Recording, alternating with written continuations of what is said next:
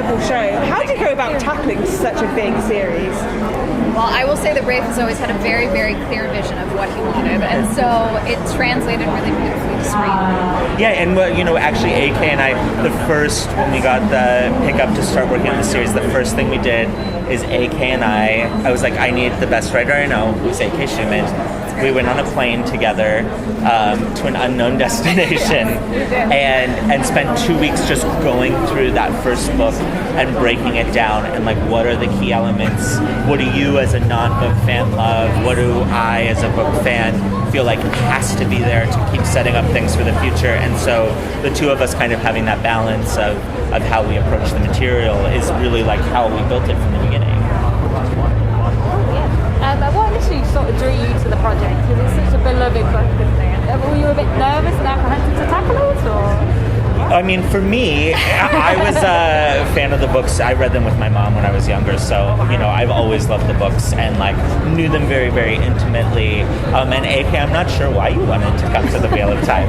How did we snag you? Obviously because of Rafe. Rafe sent me the first 3 books, I think. Yeah. And I fell in love with them too. And at first I was incredibly intimidated because they're so long. And I was like, what have I signed up for? But I absolutely fell in love with them, and we're so proud of the show we made. And we hope that both fans of the books are really happy and people that haven't read the books can enjoy it just as much.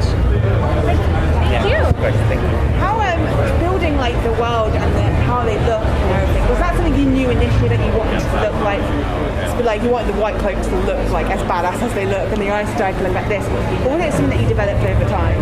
I mean, we had a lot of ideas at the beginning of like, this is what we need the feeling of this to be. This is what, these are elements of it, and Sarah Nakamura, our researcher, who's amazing, has read the books 30 times, would, pull the list of all the details that are really important. And then we have these amazing artists on the show. EC, who did costumes, Andre, who did the sets, who would bring, like if a show is good, it means people are bringing their own artistry to it and finding ways to like lift what you already see it to be. And so Andre and EC, who did production design and costumes, like EC, we knew we wanted something weirdly ecclesiastical for, that had some kind of like religious undertone to it for the white cloaks. And then she developed this amazing thing, and we were like, balance is important in the show, so imbalance is where we see a lot of like evil or antagonistic forces, and so she created these like costumes that are super asymmetrical. So there's so much thought that goes into every tiny little thing on the show.